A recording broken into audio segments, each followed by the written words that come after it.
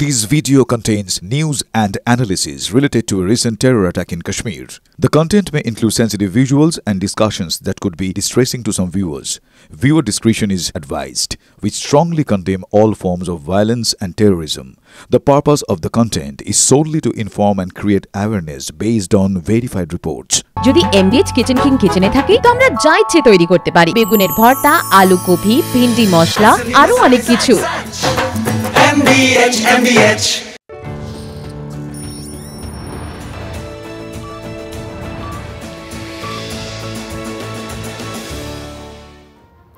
দেখছেন টিভি9 বাংলা। আমি আপনাদের সঙ্গে শুরু করছি 5 কথা।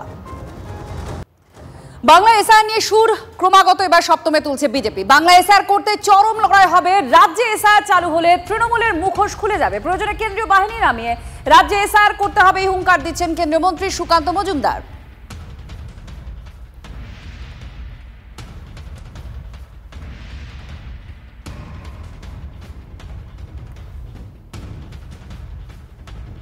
আমরা জানি কিভাবে লড়াই করতে হয় এবং লড়াইটা কি শুরু হয়েছে আপনারা নিশ্চয়ই দেখতে পাচ্ছেন। চরম লড়াই হবে এবং এই মুহূর্তে তো দিদিমণি থরহরি কম্প। এসআইআর যদি লাগু হয় পশ্চিমবঙ্গে, এবং আমার বিশ্বাস নির্বাচন কমিশন এসআইআর লাগু করবে, প্রথমেই তৃণমূল কংগ্রেসের প্যান্ডাল উড়ে যাবে। আমি আবার বলছি, যা যা করা উচিত, প্রয়োজনে যদি কলকাতার সিপি এবং আমাদের ডিজিকে জেলের ভেতরে ঢোকাতে হয় তাই ঢোকাতে হবে। যদি এসআইআর করতে না দেয়, পশ্চিমবঙ্গ পুলিশ নিয়ে আপনি বেগবাগান, আপনি রাজাবাজার, সেখানে এসআইআর করতে পারবেন না।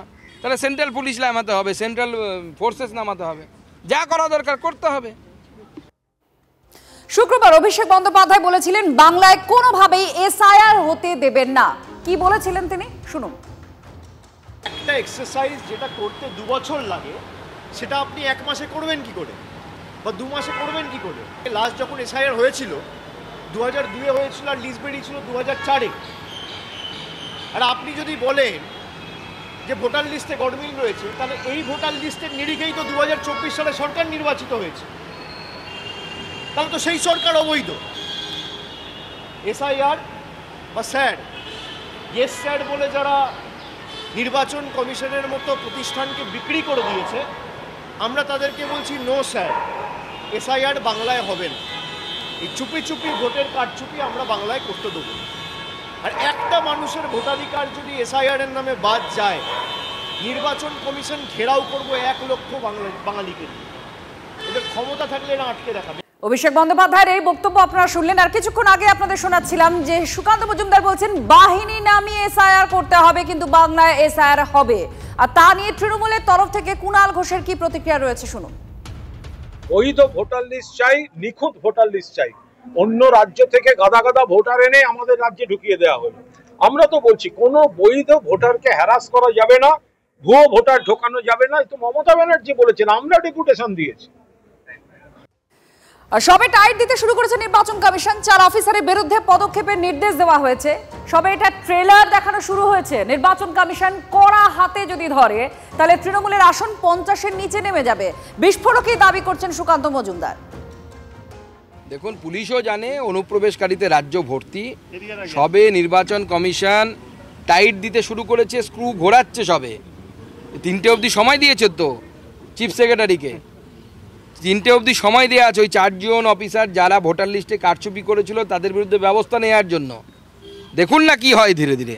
সবে তো ট্রেলার দেখানো শুরু হয়েছে, এরপর অনেক বাকি আছে ফিল্ম। নির্বাচন কমিশন যদি কড়া হাতে ধরে, এই রাজ্য সরকার ট্যাফু করতে পারবে না এবং 50-এর নিচে সিট নেমে যাবে। 50-এর নিচে তৃণমূলের সিট নেমে যাবে, কথা বিজেপির দাবি। আর তার সঙ্গে সঙ্গে তৃণমূল পাল্টা দাবি করছে 26-এর ভোটে বিজেপি 30-এরও বেশি আসন পাবে না, আর সিপিএম কংগ্রেস শূন্যই থেকে যাবে। এই দাবি তৃণমূলের রাজ্য সাধারণ সম্পাদক কুণাল ঘোষের। অগস্ট থেকেই বিজেপিকে ভারত ছাড়া করার ডাক দিয়েছেন কুণাল।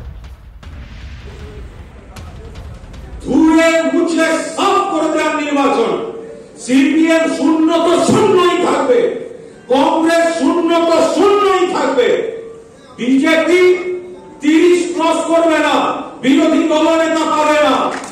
তৃণমূল কংগ্রেস বিপুল সংখ্যাগরিষ্ঠতা নিয়ে আসবে এবং যে অগস্ট মাসে যে বাংলা থেকে ডাক হয়েছিল এক সময়, ইংরেজ তুমি ভারত ছাড়ো, এবারের অগস্ট ডাক দিচ্ছে বিজেপি তুমি বাংলা ছাড়ো। হত্যাকাণ্ডে এখনো ধরা পড়েনি আসল আসামি, এই প্রশ্ন উস্কে দিলেন খোদ তৃণমূল সাংসদ রচনা বন্দ্যোপাধ্যায়। গতকাল ছিল তিলোত্তমা ধর্ষণ খুনের 1 বছর, আর গতকালই তিনি বলেন আসল আসামিকে খুঁজে বের করাই উদ্দেশ্য, শুধু আন্দোলন করলেই তো হবে না, অপরাধের শাস্তি পাক সেটাই চাই আমরা, এই মন্তব্য করেন হুগলি তৃণমূল সাংসদ রচনা বন্দ্যোপাধ্যায়।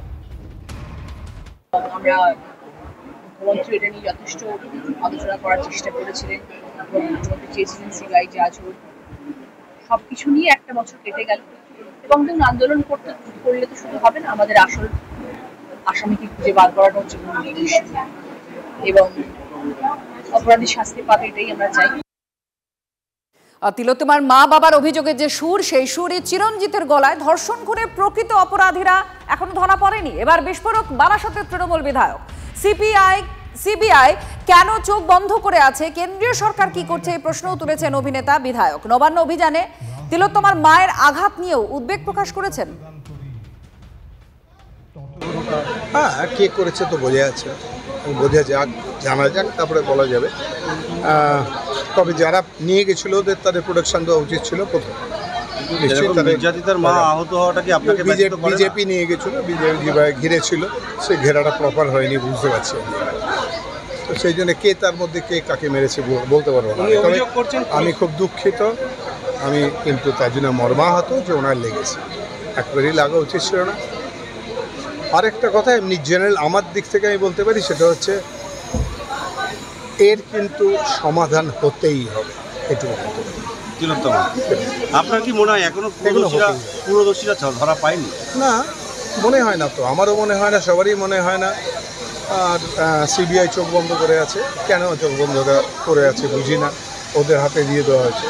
সেন্ট্রাল গভর্নমেন্ট কী করছে, পলিসি কী, পরিবার বলছে আরও অনেকে যুক্ত আছে, তাদেরকে গ্রেপ্তার করা হচ্ছে। হ্যাঁ, হচ্ছে না, আমরা হচ্ছে না, ধরলে তবে তো বলবে। তিলোত্তমার মা কেমন আছেন, তার চিকিৎসার যে রিপোর্ট বেসরকারি হাসপাতালের, সেটা নিয়ে ক্ষুব্ধ তিলোত্তমার বাবা। পুলিশের কাছে অভিযোগ দায়ের করেছেন তিলোত্তমার বাবা। এই নিয়ে আমরা জানবো, আমাদের সঙ্গে অনন্ত আমাদের প্রতিনিধি রয়েছেন। অনন্ত, ঠিক কি নিয়ে ক্ষোভ আর অভিযোগ জানিয়েছেন পুলিশের কাছে, কি নিয়ে? কিছুক্ষণ আগে তিলোত্তমার মাকে নিয়ে তিলোত্তমার বাবা বাড়িতে প্রবেশ করলেন। একরাশ ক্ষোভ সরকারের ওপর তিনি উগড়ে দিলেন, যে সরকারি তার অভিযোগ সরকারের নির্দেশেই যে বেসরকারি হসপিটালে তিনি ভর্তি হয়েছিলেন, সে বেসরকারি হসপিটালের যে মেডিকেল রিপোর্ট সেটা পাল্টে দিয়েছে। যে রিপোর্ট তার উচিত ছিল যে দেওয়া, সেই রিপোর্টের সাথে আর সেই রিপোর্ট মিলছে না।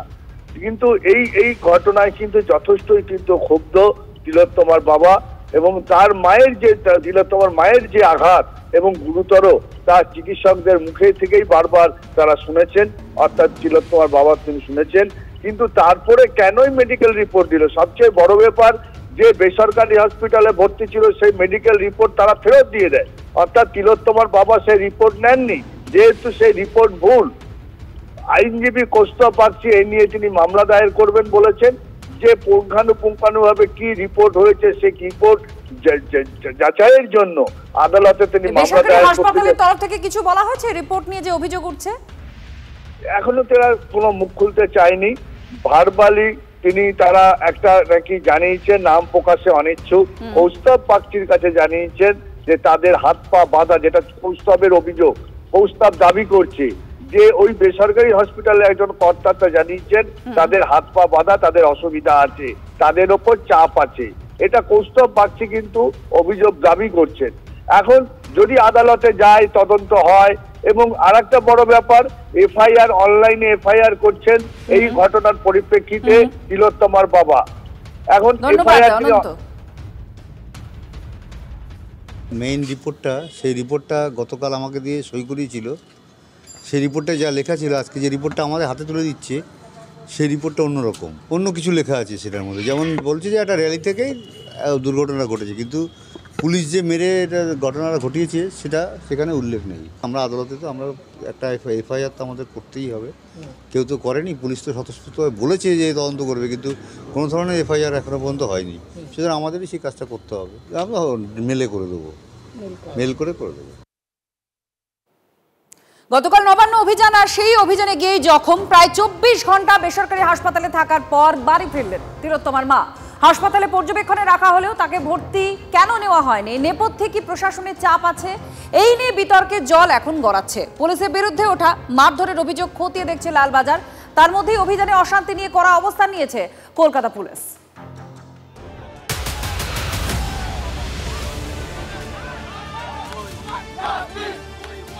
আরজিকর কাণ্ডের 1 বছরের মাথায় মেয়ের হত্যাকাণ্ডের সুবিচার চেয়ে পথে নেমেছিলেন তিলোত্তমার মা বাবা।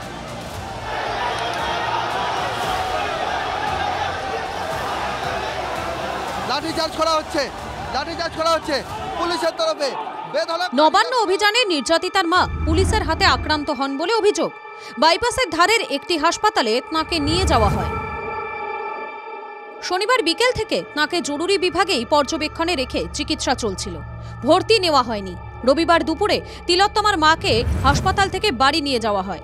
আপাতত তাঁকে বাড়িতেই বিশ্রামের পরামর্শ দেওয়া হয়েছে। মোটামুটি আউট অফ ডেঞ্জার বলাই যায়, কিন্তু পরবর্তীতে আর একটা নিউরো অপিনিয়ন এখান থেকে বলে দেওয়া হয়েছে। তবে তাঁকে হাসপাতালে ভর্তি না নিতে কি কোনো চাপ ছিল? আদালতে মামলা লঘু করতে কি ভর্তিতে গড়িমসি করা হয়? এমন প্রশ্নই তুলে সরকারের দিকে আঙুল তুলেছেন তিলোত্তমার বাবা। রবিবার তিলোত্তমার মাকে দেখতে হাসপাতালে যান কেন্দ্রীয় শিক্ষা প্রতিমন্ত্রী সুকান্ত মজুমদার। তিনিও একই অভিযোগে সরব হয়েছেন। ওরাই সমস্ত এখানে অবজারভেশন করছে যে যাতে আমাদের ভর্তি না হয়, কিন্তু সরকার কি ভাবছে? আমাদের ভর্তি না নিলেই কি মানুষ জানতে পারবে না? সারা পশ্চিমবঙ্গের মানুষ কালকের পুলিশের চরিত্র এবং সরকারের চরিত্র দেখে নিয়েছেন। নিউরো মেডিসিন স্পেশালিস্ট তিনি বলেছিলেন যে ইন্টারনাল ইনজুরি থাকতে পারে, মাথায় বড় ইনজুরি দেখা যাচ্ছে, অতএব ওনাকে অ্যাডমিশন নেওয়া হোক।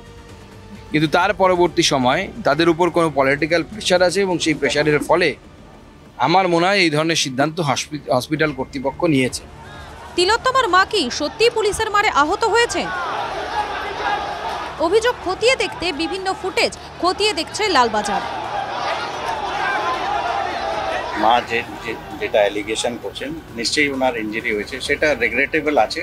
কেন হলো, কি কারণে হলো, পুলিশের যেটা অ্যালিগেশন হচ্ছে দ্যাট পুলিশ মেরেছে, সেই অ্যালিগেশন সত্যি কি মিথ্যা, এগুলো সব অ্যাঙ্গেল দেখা হচ্ছে। আরজিকরের নির্যাতিতার মাকে মারধরের অভিযোগ ঘিরে চাপানুতর তুঙ্গে। প্রচার পেতেই তিলোত্তমার পরিবারকে ব্যবহার করছে বিজেপি, অভিযোগ তৃণমূলের, যার জবাব এসেছে গেরুয়া শিবির থেকেও। এতদিন ধরে ওনারা তো বহু মিটিং মিছিলে গেছেন, তো হঠাৎ বিজেপির মিছিলে গিয়ে আহত হলেন কেন? এটা ভালো করে ভেবেছেন? ধাক্কা মারছে অভয়ার মাকে নিজের মুখ দেখাবে বলে, নেড়া নাড়ু। তো তারপরে একটা কোনো ছবি পাওয়া যায়নি যে কোনো পুলিশ কোনোভাবে অসম্মান করেছেন বা আঘাত করেছেন। শাসক দলের একজন মুখপাত্র, যাকে নরকের কিট বললেও কম বলা হয়, সেই নিম্ন মানসিকতার একজন মানুষ, তিনি তার সোশ্যাল মিডিয়া পোস্ট করে বলেছেন যে তার মাকে নাকি আমি ধাক্কা দিয়েছি এবং পড়ে গিয়ে তিনি আঘাতপ্রাপ্ত হয়েছে। এই সম্পূর্ণ মিথ্যাচার। এই ভিডিওটা কুণাল ঘোষ পাবলিশ করেছে, সেই ভিডিওটা একটা ফেক নয়। যেখানে ঘটনা ঘটেছে তার সেই স্পটের থেকে অনেক আগেই ঘটনাটা ঘটেছিল। কৌস্তব আমার ওয়াইফকে সরিয়ে দিয়ে সেভ করার চেষ্টা করেছিল, ওই জায়গায় কখনো ধাক্কা দেয়নি। ফুটেজ প্রকাশ করে কলকাতা পুলিশের দাবি, নবান্ন অভিযানে 5 পুলিশ কর্মী জখম হয়েছেন। মাথায় আঘাত পাওয়া পুলিশ কর্মী প্রশান্ত পোদ্দারকে দেখতে এসএসকেএমে যান পুলিশ কমিশনার মনোজ বর্মা। নবান্ন অভিযান নিয়ে হেয়ার স্ট্রিট, নিউ মার্কেট থানা মিলিয়ে 7টি মামলা রুজু করেছে পুলিশ। কোর্টের নির্দেশ অমান্য, পুলিশ কর্মীদের মারধর, হুমকি, কাজে বাধা, সরকারি সম্পত্তি নষ্ট সহ একাধিক অভিযোগ আনা হয়েছে, যার মধ্যে রয়েছে কয়েকটি জামিন অযোগ্য ধারা। সব মিলিয়ে নরমে গরমে নবান্ন অভিযান মিটলেও গড়াচ্ছে বিতর্কের জল। অভিযোগ কটাক্ষে সরগরম রাজ্য রাজনীতি। যত আমাকে মারবে তত আমার লড়াইয়ের যে আন্দোলনের তীব্রতা আরও বাড়বে। সত্যজিৎ মণ্ডল, সুপ্রিয় গুহ, সৌভিক সরকারের রিপোর্ট, TV9 বাংলা।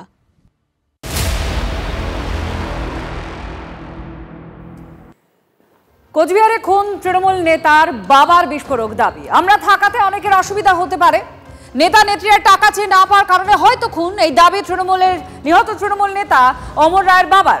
খুনের নেপথ্যে অমরের সঙ্গে অরূপ রায়ের দিকে সন্দেহের তীর।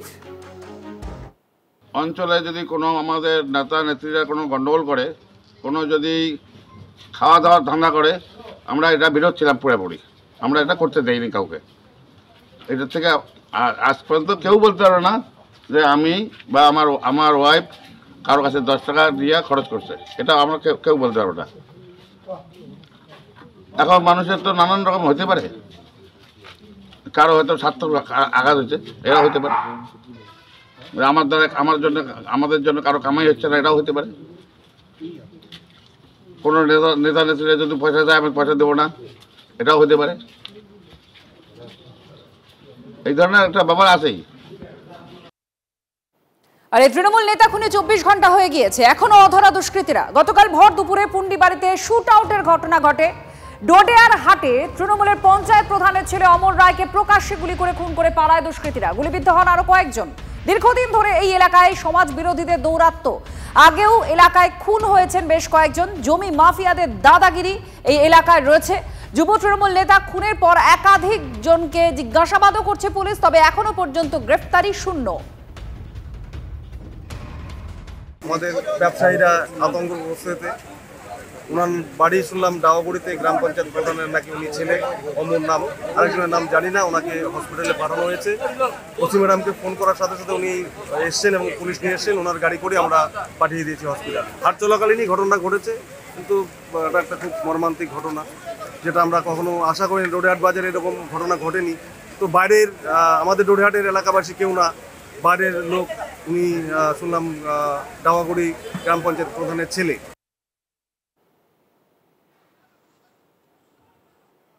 সম্প্রতি রাজ্যের বেশ কয়েকটি জায়গায় শাসক নেতা তারা খুন হয়েছেন, তাদেরকে হত্যা করা হয়েছে। আর সেখানে দেখা গিয়েছে একাধিক জায়গায় গ্রেফতারিতে তৃণমূলেরই নেতা বা কর্মীরা গ্রেফতার হয়েছেন। আপনাদের দেখাচ্ছি এই কয়েকদিন ধরে, বিগত 2-1 মাস ধরে বিভিন্ন জায়গায়, রাজ্যের বিভিন্ন জায়গায় খুন হয়েছেন শাসক নেতা।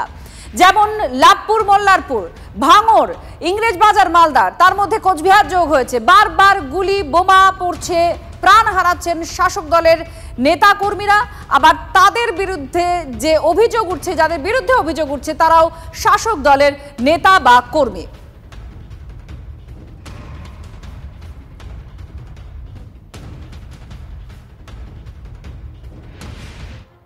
এদিকে প্রতিবাদও চলছে। এই নেতা খুনের ঘটনায় প্রতিবাদ হয়েছে। দোষীদের গ্রেফতারের দাবিতে কোচবিহারে মিছিল বেরোয়। আর বিজেপির দিকে অভিযোগের আঙুল তুলছে শাসক দল।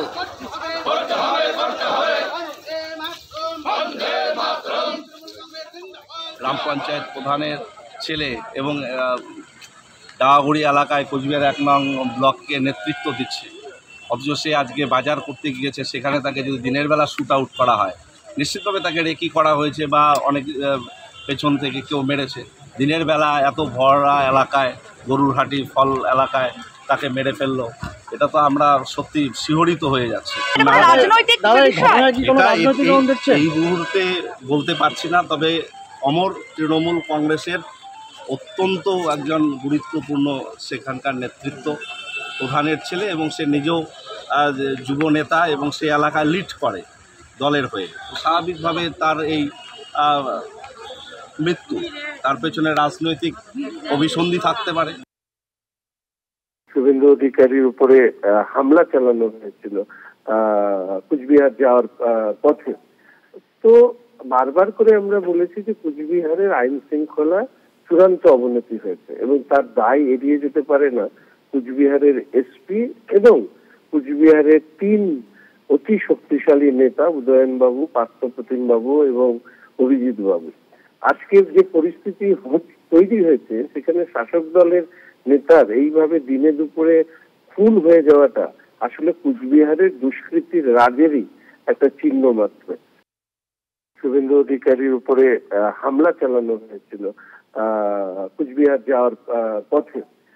তো বারবার করে আমরা বলেছি যে কুচবিহারের আইন শৃঙ্খলা চূড়ান্ত অবনতি হয়েছে এবং তার দায় এড়িয়ে যেতে পারে না কুচবিহারের এসপি এবং কুচবিহারের 3 অতি শক্তিশালী নেতা, উদয়ন বাবু, পার্থপ্রতিম বাবু এবং অভিজিৎ বাবু। আজকের যে পরিস্থিতি তৈরি হয়েছে, সেখানে শাসক দলের নেতা। এবার শিলিগুড়ি সরকারি স্কুলের র্যাগিং এর অভিযোগ। টাকা চেয়ে না পেয়ে ছাত্রকে মারধর, মোবাইলে ভিডিও করে সমাজ মাধ্যমে পোস্টের অভিযোগ। স্কুল ছাড়তে চায় আতঙ্কিত ছাত্র। শিলিগুড়ির বয়েজ হাই স্কুলের ঘটনা।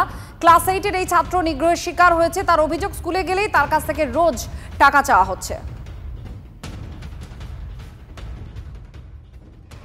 প্রতিদিন টাকা চায় ওর আরো বন্ধুদের কাছে, আরো গার্জেনদের সঙ্গে আমি কথা বলেছি, আরো স্টুডেন্টদের সঙ্গে আমি কথা বলেছি স্কুলে গিয়ে, ওদের সঙ্গেও সেম হয়।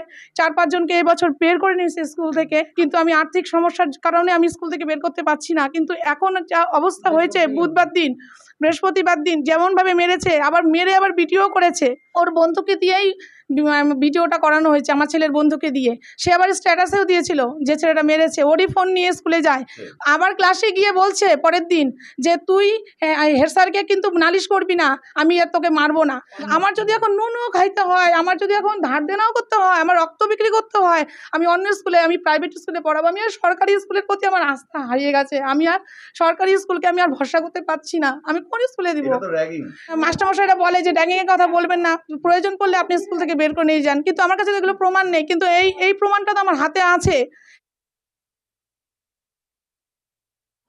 ঘটনাটা আমার সামনে আসুক, আমার সামনে ঘটনাটা আসেনি, তো আগে গার্জেনের বক্তব্য শুনি, তারপরে উপযুক্ত ব্যবস্থা নেওয়া হবে এবং যে ছেলেটি যে দোষী সে উপযুক্ত শাস্তি পাবে, এইটুকু শুধু। বাচ্চাটাকে স্কুলে পাঠাতে চাইছে না এবং পিসি যে চাইছেন আগামীকাল যাবেন আপনারা? না, আমরা তো আছি, আমরা বাচ্চাটাকে ভরসা দেব। আমরা চাই না এই সমস্ত ঘটনায় কোনো ছাত্রের পড়াশোনা নষ্ট হোক। আমরা ছাত্রটির পাশে আছি এবং উপযুক্ত যে বাচ্চাটা বদমাইশি করেছে সে উপযুক্ত শাস্তি পাবে, এটুকু শুধু বলতে পারি। এই মুহূর্তে জানানো হয়েছিল স্কুলে কোনো পদক্ষেপই করা হবে সে ব্যাপারে আমি কিছু জানি না। আমাকে মানে ঘটনাটা আমি এখন শুনলাম। আপনি অন্তত জানতেন না? আমি জানতাম না। জম্মুর কিস্তওয়ারে ফের সেনা জঙ্গিগুলির লড়াই। গোপন সূত্রে খবর পেয়ে আজ সকাল থেকে কিস্তওয়ারের ডুল এলাকায় অভিযান শুরু করে ভারতীয় সেনা। ডুলের বসতি এলাকায় জঙ্গিরা লুকিয়ে রয়েছে বলে খবর পায় সেনা। অভিযান শুরু হতেই পাল্টা গুলি চালাতে শুরু করে জঙ্গিরা। এখনো দুপক্ষের গুলির লড়াই চলছে। 2 থেকে 3 জন জঙ্গি লুকিয়ে থাকার আশঙ্কা সেনার।